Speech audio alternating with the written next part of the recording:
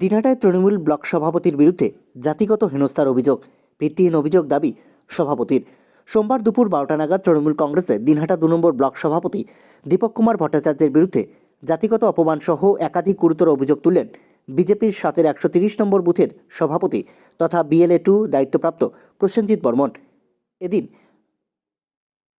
প্রসঙ্গত গতকাল বিকেলে সাহেবগঞ্জ থানায় একটি লিখিত অভিযোগ দায়ের করতে গেলে সাহেবগঞ্জ থানা সেটি গ্রহণ করেননি। এরপর ইমেল মারফত সাহেবগঞ্জ থানা এবং কোচবিহার জেলা পুলিশ সুপারকে অভিযোগ জানান প্রসেনজিৎ বর্মন। অভিযোগ, প্রসেনজিৎ জানান তিনি SIR-এর জন্য BLA 2 হিসেবে দায়িত্বপ্রাপ্ত এবং তপশিলি জাতিভুক্ত হওয়াকে কেন্দ্র করে ব্লক সভাপতি তাকে অপমান করেন এবং তার বাড়িতে গিয়ে পরিবারকে হুমকি দেওয়ার অভিযোগও করেন তিনি। তবে সমস্ত অভিযোগই ভিত্তিহীন বলে উড়িয়ে দিয়েছেন তৃণমূলের দিনহাটা 2 নম্বর ব্লক সভাপতি দীপক কুমার ভট্টাচার্য।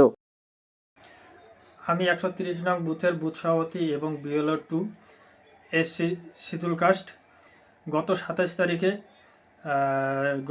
তারিখে TMC-র ব্লক সভাপতি দীপক ভট্টাচার্য আমাকে ফোন করে আমাকে গালিগালাজ করে এবং আমার নিচু জাতির গালিগালাজ করছে। তারপর হলো আমাকে ফোন করে বলছে যে TMC-তে যদি যোগদান না করে, TMC ঝান্ডা যদি না ধরি, তাহলে আমাকে প্রাণে মারার পরিকল্পনা করেছে এবং বাড়িঘর জ্বালিয়ে দেওয়ার কথা বলছে যদি আমি TMC-তে যোগদান না করি। ওই দিনেই আমি বাড়ি ছেড়ে পালিয়ে যাই। তারপর হলো 14 তারিখে আমি শিলিগুড়ি থেকে আসি। বামনহাট স্টেশনের সামনে, আমার মার সামনে আমাকে 8-9 জন ওরা ধরে আমাকে পিটায় এবং গালিগালাজ করছে নিচু জাতি বলে।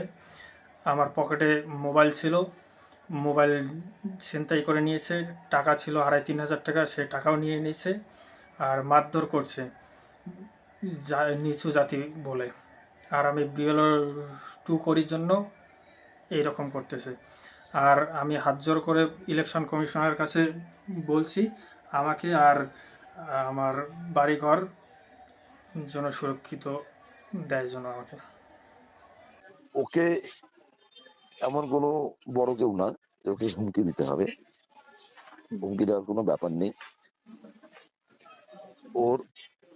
ওকে আমি ফোন করেছিলাম, এটা সত্য। ওকে সেটা অন্য একটা ব্যাপার, ওকে জিজ্ঞাসা করেছিলাম। আর এই জাতপাতের এই নোংরা রাজনীতি এটা বিজেপিরা করে থাকে। আর এই মুহূর্তে বিজেপি যত ধরনের মামলা করছে, প্রত্যেকটা মামলাতেই ওই জাতপাতের গল্পটি নিয়ে এসে একটা কেস তৈরি করা হচ্ছে। আমরা বাংলায় ঐতিহ্য, বাংলার কালচার, এখানে আমরা জাতপাত তুলে কখনো কাউকে গালাগালি করি না। এটা উত্তরপ্রদেশ, গুজরাট, এই সমস্ত এলাকায় বিজেপি যে সমস্ত এলাকায় ক্ষমতায় রয়েছে সেখানে জাতপাতের রাজনীতি করা হয়, নিম্ন বর্ণের মানুষদেরকে হেনস্থা করা হয়, কিন্তু বাংলায় এটা কখনো করা হয় না। বা আমরা যারা তৃণমূল কংগ্রেস করি, আমরা যারা মমতা ব্যানার্জির দল করি, আমরা মমতা ব্যানার্জির আদর্শে যারা বিশ্বাস করি, আমরা কখনই কারো জাতপাত নিয়ে কখনো কথা বলি না। আর ও এমন কোনো বড় কেউ না যাকে আমাদের দলে নিতে হবে, তৃণমূল কংগ্রেসের পতাকা ধরাতে হবে।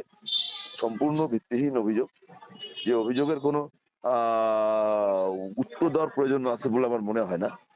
এবার যদি কেউ অভিযোগ করে থাকে, পুলিশ প্রশাসন আছে, ঘটনা তদন্ত করবে।